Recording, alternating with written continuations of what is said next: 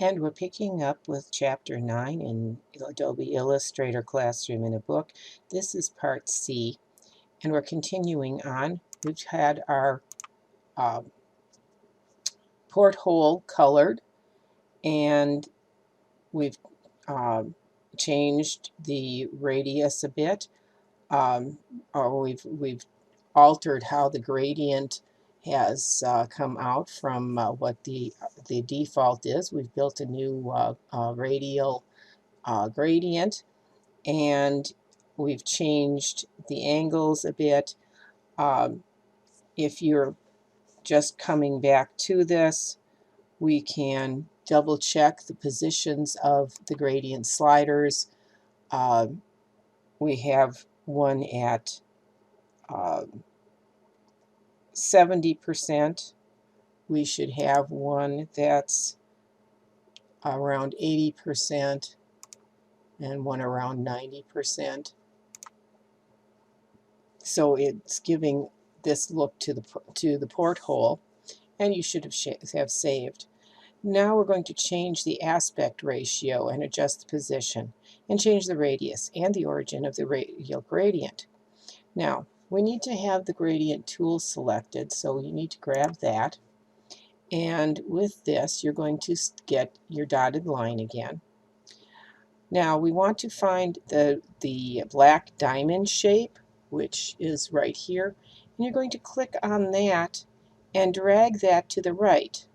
You want to stop just before you get to the edge of our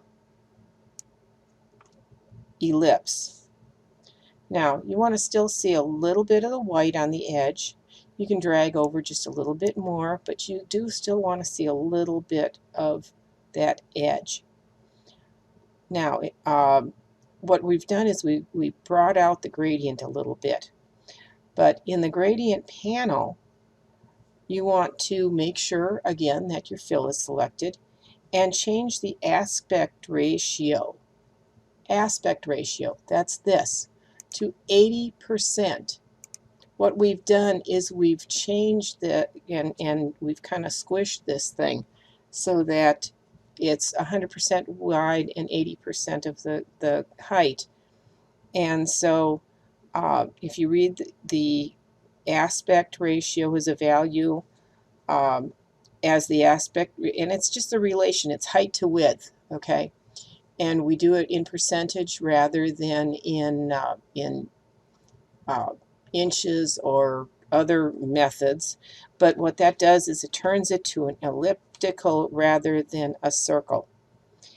And we can compensate for the elliptical, and we can make this work so that the gradient will fit within our ellipse. Now that we've done this, and there's a good explanation on what you've done on the bottom of page 285, but we're going to drag the gradient slider again to reposition the gradients inside that ellipse. Now with the gradient tool, click and, okay, so back to the gradient tool, make sure you've still got that selected. Click and drag the gradient slider up just a little bit to move the gradient in the ellipse. So we're going to pull this up just a little bit. Come on. There we go. And click the small white dot to the left of the color stop and drag that a little bit to the left. Okay, now mine screwed up. I'm going to undo because what happened with mine, and I've got a little bit of an angle going that I really didn't want to have. So let me take this back down. So let me come back in. I've straightened out this again, and I'm going to just drag. Come on, click and drag. There we go. And if you don't drag straight, you're going to end up doing a curve on this that we really don't want. We're going to drag this over part way across the ellipse, and you can see how everything is compensating for this. We've repositioned the center of the gradient without moving the entire gradient bar, and we changed the radius of the gradient. So now that we've done all this, of course we're going to have to undo naturally because they just wanted to show you what you were able to do. I've got to do a couple of them to get back to where I was. The gradient is back to the center, and I'm going to select the my selection tool, and I'm going to double click on the scale tool in the tool panel. So we want the scale tool, which you might have, no, it's not hiding there. Need to find, there it is, scale tool, double click that. So I am going to change the uniform scale value to 60% and click OK. And if we transform a shape with a gradient applied, such as scale or rotating, the gradient is going to transform as well. Okay, so now we're going to select the selection tool again, and this time we're going to Alt drag. Oh, and I see what I did on this was I did an undo a couple of times too much, because what I really want to do is I do want to have that porthole so that it's up a little bit. So let me go back in really quick and grab my gradient tool and take that slider and bring that up just a smidge. There we go, and that's exactly where I want it to be. So now I'm going back and getting my selection tool, and I'm going to Alt drag or Option drag if you're on a Mac, and we're going to make a copy of the porthole and drag it over a little bit, right about here. Deselect and save.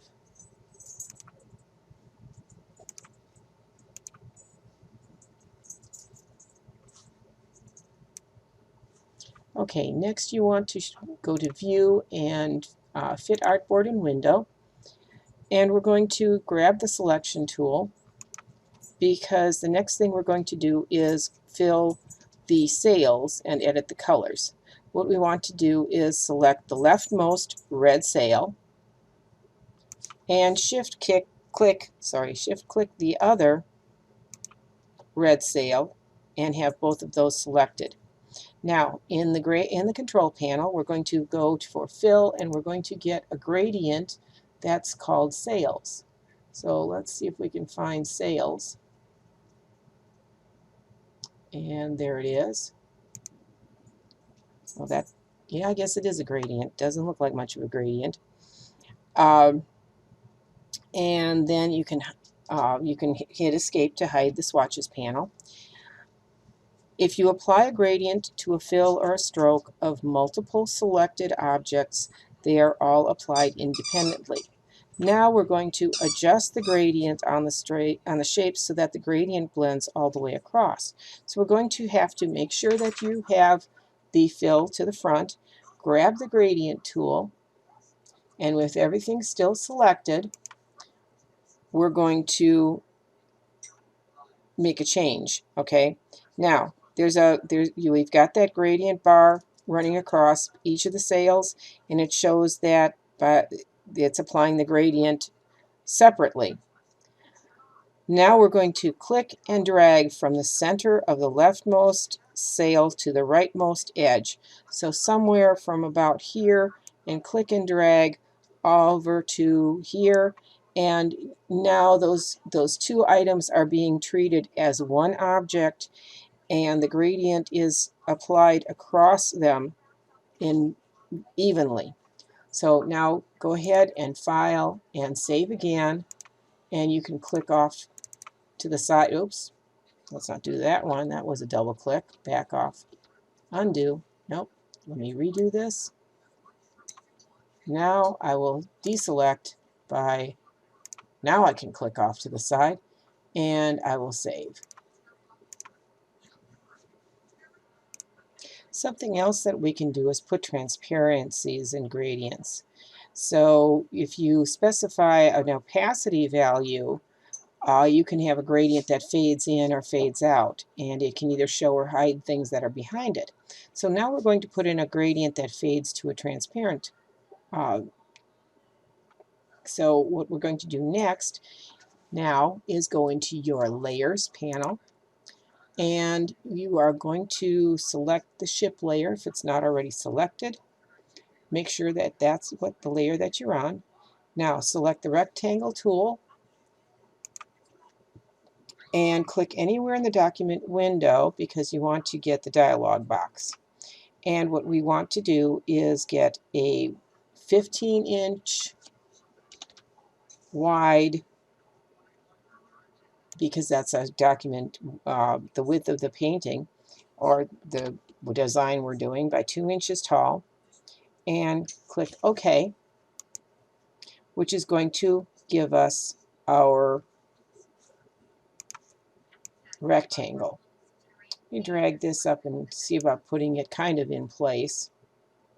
Now we're going to click the gradient panel icon so we can get that. Now with the fill in the front, we are going to change this to the black or the white black. There we go. Now grab your selection tool and we're going to align to artboard. So find our alignment, not align to selection, align to artboard, and we can horizontal align, and we want to vertically align to the bottom. So now it's centered on the board, but it is at the very bottom. And the next thing we're going to do is to click the stroke color and change that to none. We don't want a stroke on it. We want to change the angle in the gradient panel to a -90. So it's starting at white and running to the black. Now, if you double click the white color stop, we want to get the swatches and select the color that is named water. So let's see if we can find water. Oh, there it is. It's kind of a green. And you can hit the escape key to get out of that. Now, with the leftmost color stop still selected, change the opacity to 0. Okay, now on the rightmost stop, which is the black stop, we want to again go to water, and now we've got a transparency going. We're using the same color, but we've got that transparency. Now we are going to change this to 50%. So we have a slight coloring going through there. Drag the gradient midpoint to the right until you see it at about 60%. So right about there. Now click the gradient panel tab to collapse the panel group. Now go up to Object and lock the selection. Click on the wood frame that's surrounding. Go Object, Arrange, Bring to Front. Deselect and save.